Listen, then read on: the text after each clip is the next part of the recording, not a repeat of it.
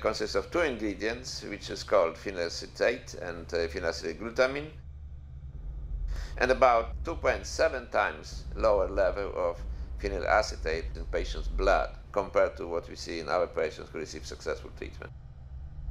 Phenylacetylglutamine, there is about 36 times lower level in patients' blood compared to what we see in our patients receiving the right dosage of antineoplastons. And the concentrations of phenylacetyl isoglutamine, one of the main ingredients of antineoplaston A10, were close to 170 times lower than what we see in the treatment of patients with antineoplastons. And that's what we found from patients' husbands or patients themselves, okay? That's what they were doing, okay? So this was horrible, okay? This was like a criminal act, okay? They should be prosecuted for that, okay? Because obviously they knew what they were doing, and they knew that these patients have really no chance to respond to any treatment. They are going to die, okay? And that's what happened. After we realized what they do, we decided to force them to stop clinical trials. And since then, obviously, National Cancer Institute hates us, okay? They do whatever they can, obviously, do not cooperate with us anymore.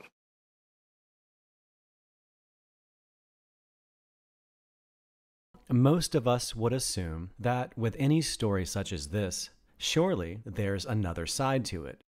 Our story is no exception.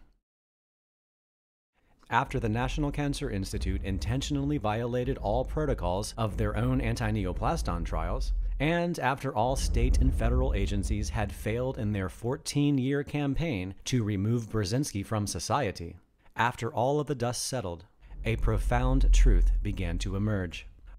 It was October 4th, 1991, that America's National Cancer Institute hosted their site visit to Burzynski's clinic and verified for themselves that anti-tumor activity was documented by the use of anti-neoplastons. 17 days later, on October 21st, 1991, the United States of America, as represented by the Department of Health and Human Services, and Dr. Davorit Samid filed a patent for anti-neoplastons AS2-1. They even had the audacity to include Burzynski as a reference. The invention described herein may be manufactured, used, and licensed by or for the government for governmental purposes. At the time, Burzynski had no idea this had happened, but did have his suspicions when they began to openly test phenylacetate without him, and the National Cancer Institute knew it. In an April '93 NCI memo distributed to those involved with Burzynski, they state their concerns. Political issues are a real concern. Congressman Bedell is concerned we are taking the anti-neoplastons away from Burzynski. Burzynski has patent on anti-neoplastons. Since phenylacetic acid, or phenylacetate, may be the active component in anti-neoplastons, our involvement has become an issue. 5 months later, the United States of America and Dr. Davorit Samid file their second extended patent on anti-neoplastons. And guess who else was in it?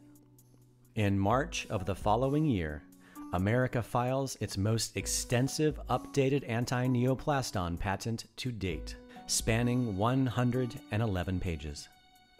7 months later, they file a fourth one. June 6, 1995, the United States government has a field day filing their 5th, 6th, 7th, and 8th extended patent on anti-neoplastons. The following day, America files its 9th, 10th, and 11th extended anti-neoplaston patent. And a couple of months after the 11th patent was filed, Dr. Michael Friedman leaves his position at the National Cancer Institute and becomes Deputy Commissioner of Operations for the Food and Drug Administration, working directly under Dr. David Kessler. And by November of that year, after a decade of failed grand juries, the United States of America's Food and Drug Administration finally manages to indict Dr. Burzynski. 1 month into America's criminal trial against Burzynski, America's first patent on anti-neoplaston AS2-1 is approved. A month after America fails in their second trial against Burzynski, Their second and third anti-neoplaston patents are approved. Over the course of the next 3 years, the United States Patent Office approves all 11 copycat patents on anti-neoplastons AS2-1. And as we know, all of this was done based on the fact that the United States, which is National Institute of Health, together with pharmaceutical company, which is Elan Pharmaceuticals, was trying simply to steal my invention. That's what they wanted, okay? It's not that we had successful visit from the National Cancer Institute in which they determined that this treatment works great, and they decided that we should go through phase 2 clinical trials, which will be sponsored by them. No. This gave the idea of some higher-ups at FDA to conspire with pharmaceutical company so that they can steal the invention from me and get it because it was good, okay? So that's the whole story, okay? And they knew that if I be still free, they won't be able to do it. Because they knew that if I would sue them, they would have a chance in court because we have our patents before, okay? So that's why the attempts from them to wipe me out financially, to put me to prison, to attack me from every possible angle, FDA, which is federal government, state government, to be able to steal my invention, okay? That's the real thing from the National Cancer Institute and Elan Pharmaceutical. They failed. We survived and we moved forward. These patents are full of useful information. Aside from noticing their blatant infringement, compositions and methods for treating and preventing cancer using the distribution of anti-neoplastons AS2-1's ingredients, they enthusiastically state the neoplastic conditions treatable by this method include neuroblastoma, leukemia, myelodysplasia, acute glioma, prostate cancer, breast cancer, melanoma, lung cancer, medulloblastoma, and lymphoma, to name a few.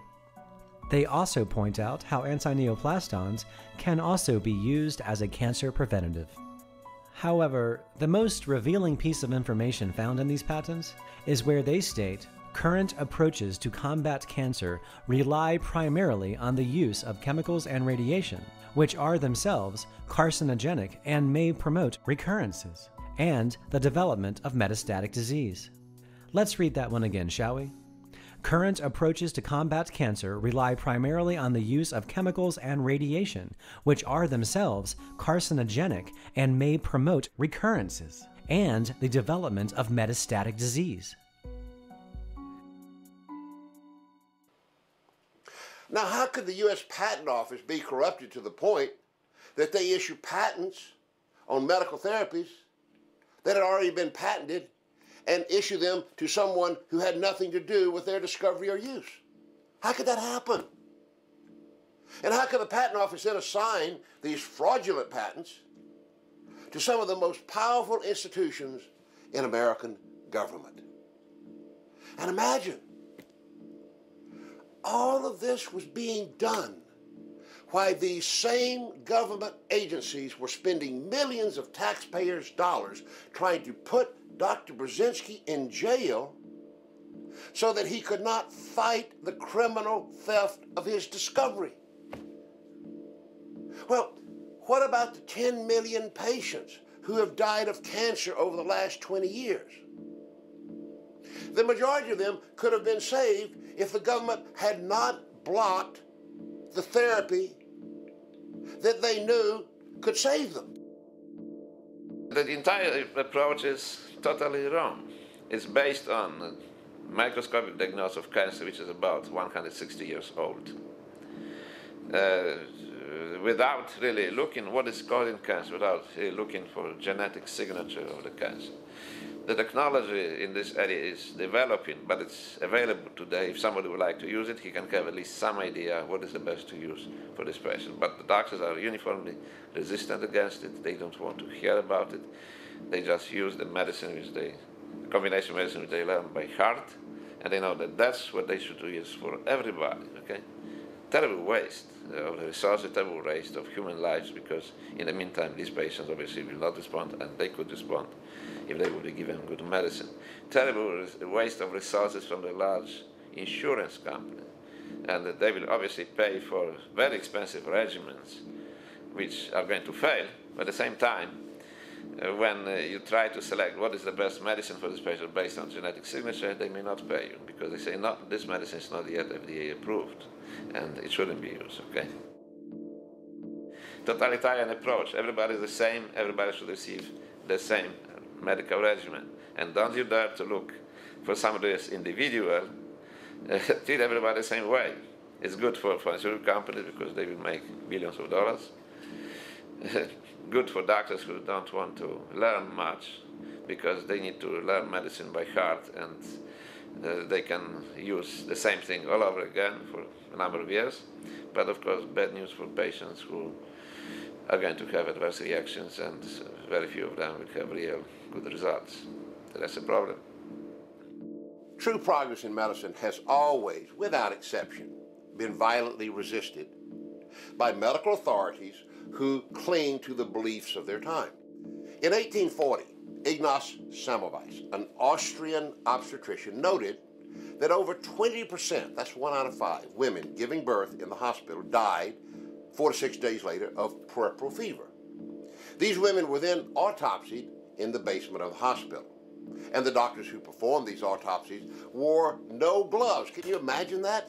Believe it or not, they then would leave the autopsy room and go straight to the delivery room to assist other births without even washing their hands. Then Dr. Semmelweis's good friend and fellow physician accidentally cut his finger while he was doing an autopsy. In 6 days, this doctor died with the same signs and symptoms of puerperal fever. All of a sudden, Semmelweis knew.